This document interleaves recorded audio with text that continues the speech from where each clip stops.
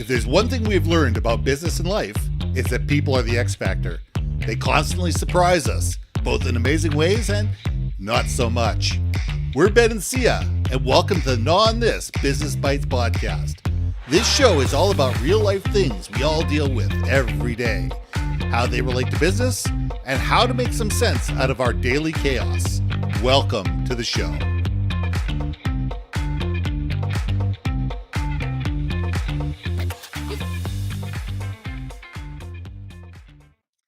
And welcome back to another episode of Gnaw on This Business Bites. I'm Ben, and this is Sia. I was reading the other day about Sabrina Carpenter. Now, I don't know her music from Adam. You could play a song of hers on the radio, wouldn't have a clue with her, couldn't tell you any of her songs. Doesn't matter. What impressed me is that she took the same song and released it 7 different ways. She took the exact same song and did it a little faster, a little slower, a little country, a little bit more rock, different ways of interpreting the music with the exact same, same lyrics, same beat, just pimping it up. Reimagined it. Yeah, reimagined it. I was going to say pimping it up a little bit. And I just sat there and went, how brilliant is that? Because in today's world, different people listen to the same ideas differently. The same people that listen to you on Instagram are not the same people that listen to you on Facebook or LinkedIn or X or YouTube. It's the same ideas you're trying to get across. It's the same philosophies you're trying to get across, but different audiences resonate with content differently. So why not give people content in a way that they want to digest it? Give the people what they want in ways that they want to embrace it.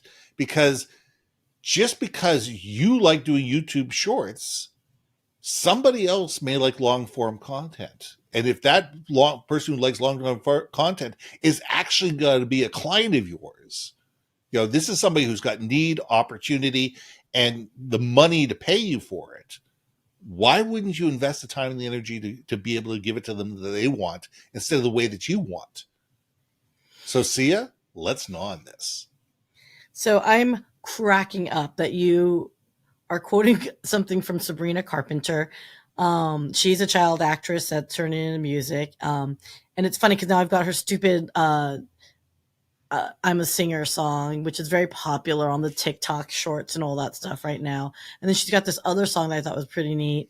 Not my style of music, but the fact that you're telling me she decided to do a song 7 different ways. I've not heard that. So we need to listen to this, sir. But I like the idea though of her recognizing that her song could be sung in 7 different ways. Exactly. Because it might appeal to different audiences. Brings me right back to a conversation I had. I'm going to shout out Mark Turnbull, Caring in Oregon, is a aggregate where he's a huge advocate and he's a founder and owner of some healthcare companies for the continuum of care. So it's like once you do home service, there's palliative and then there's hospice, right? It's that whole thing. Yeah, it's a continuum. And he gave me the name of this book, and I'm drawing a blank, and the name of the author, so I'm really double blanking here, but it's about storytelling. Yeah. And he was saying, in all things, you have to think about who is the protagonist, right? Who's the hero, protagonist? Right. Who is the mentor or guide? And who's the villain of the story arc, if you will. Exactly. And I call it tension in the story, right? So for you to say, guys, whatever it is that you are producing, what content and whatever message it may be, understand that when you're catering it, you got to cater to what the audience wants. You, as a creator, are not the hero of this story. No. Your audience is the hero. Your audience is the hero of the story. Exactly. You could be the guide or mentor, facilitating the hero's journey. And then obviously understanding the business conflicts. I'm extrapolating like a mofo, but the business conflicts is the villain of the story arc that you're overcoming. Exactly. And you're just totally like bringing it back, and I love that you said it. So thank you. Well, it's true because I have a keynote that I do, and I've done at least 100 times. All right, called "Telling the Story of Change." I will guarantee you, maybe I've told it the exact same way 5 times. Yeah. Oof. Different analogies, different references, different cadence. Change the stories up in terms of their order, different pacing, different energy levels. And it really depends on who's in the room. Because when I go to a conference, I don't just show up, head for the green room, put on my headphones, chill out, wait till somebody taps me on the shoulder, goes on stage, does my thing, get back in the limousine and head for the airport. I'm there for the weekend. And I hang out at the conference and I have lunch with people and I walk into, different lecture halls with people and I go to the trade show people and I talk to people. And I'll incorporate those conversations into my keynote. And I'll sit there and say, okay, what are the biggest, things that you want to take away from this conference? And I'll change the keynote on the spot to be able to make sure that it resonates with the audience in front of me. I'm not going to tell the same stories to lawyers as I am to engineers, to I am to a whole bunch of marketing people. You're going to tell the story differently. Engineers, you're going to get right to the point. Lawyers, you got to have a lot more facts involved in it. The marketing guys want to hear you embellish it. Marketing, if you just want to give you a glass of sippy sip, and then whatever message they'll take it. Exactly. You sit there and you walk in with a beer in your hands on stage. Or maybe that's sales. Maybe that's more sales than marketing. But either way. But I just look at it and sit there and say, if we try to tell the same story in the exact same way to our audiences across our companies, guys, it's going to resonate with 5% of the people, maybe 10. We need to realize that different people grab information differently. They process it differently. They internalize it differently. They recall it differently, and they retell it differently. And trying to sit there and say, well, we sent out a memo. I don't understand why people don't understand this. Well, 5% of those people probably did. 5% of those people actually did read the memo because they always read the memo and they got it. 95% of the people, oh, God, another memo. God, I don't want to read through another memo. This is the 17th memo I've got today. I'm not going to read this memo. Forget it. Can't be. If it's really important, they'll tell me again. And that's reality. So we need to be able to look at the world and sit there and say, okay, we've got a variety of people that all think differently. They all interpret differently. They all internalize differently. How can we create a variety of different content models that enable us to capture not everybody, but the vast majority, and then position in such a way that those people can tell the story to others and facilitate the conversation and reach out to those other 20% that just aren't getting the content directly from us. It's true. It's true. I mean, God, you're just making me drift off here and just, timing and value of timing, right? Yes. Is so inconsistent. And you never know when you'll catch someone when they actually need you at that moment in time. So again, it goes back to you just keep putting it out there because it will resonate eventually. Oh, yeah. I guess. Man, you're making me really think. I look at this like billboards at the side of the highway. 1 million people go past that billboard every single day. Okay. The vast majority of people don't even realize that billboard is there, let alone what it says. They're concentrating on other things. They're looking left when the billboard's on the right. Their eyes are on the traffic. They're talking to somebody. They're listening to the radio. They've got 100 different things going on. But over time, those same people drive past that same billboard every single day. All of a sudden, they start realizing the billboard's there. Then they read the message. Then eventually they get the message. And eventually they do something about the message if it resonates with them.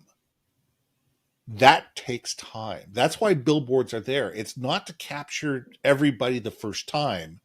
It's to enable people to be able to internalize the information over time and with various exposures to that information. So we need to be able to build our content in different ways that people go, oh yeah, I remember hearing something about, what was that you were saying again? Okay, now I get it. It's and the about patience for it. Yeah. There's too many people, clients that I talk to, they're like, no one's been responding to it. Well, sometimes they don't need to hear it now, right? Like some of the services that some people provide are very situational. Mine is one of those. Yes. Right. And I think that's where you got to understand, as long as you keep putting stuff out, it will be found. Because once people Google and they Google whatever it is that service you provide or whatever message you're going and can convey, it will most likely pop up there if you're consistent about it. If you're doing a one-off and saying it failed miserably, so I move on to another thing, you should not be surprised you're not being effective. It's people who spend all their money on a full page ad in the New York Times and never advertise ever again. Yeah. You know, and that's I made a big splash. Everybody should see it. Well, no, not really, because it was on page 32 and 95% of the people never get that far back.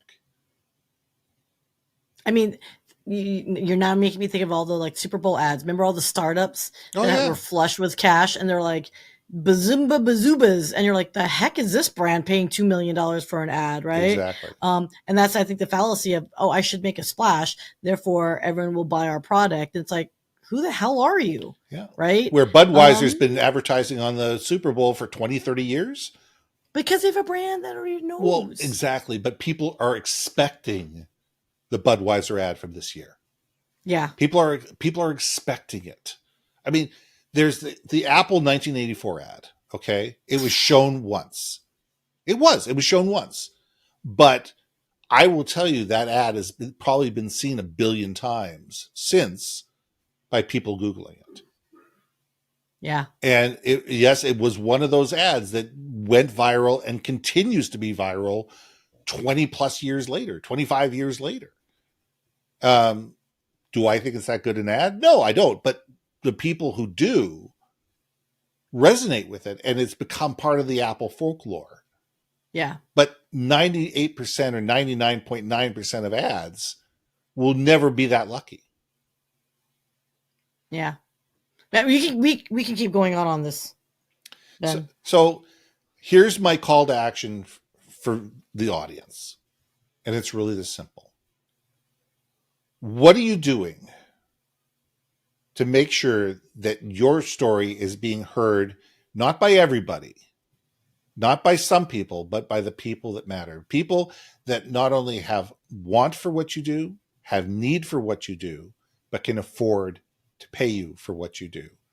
And keep talking to those people in ways that reminds them, hey, I'm here when you need me.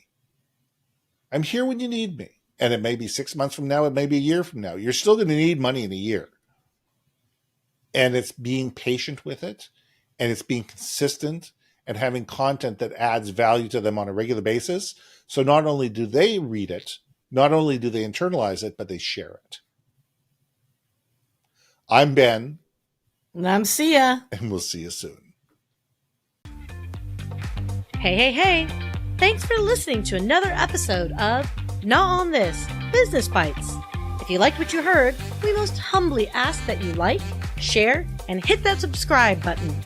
And if you want to communicate more effectively within your organization, contact Ben at yourbrandmarketing.com or me at brilliantbeammedia.com.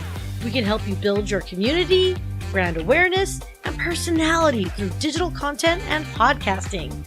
We cannot wait to hear from you. So see you next week for another episode of Not On This, Business Bites.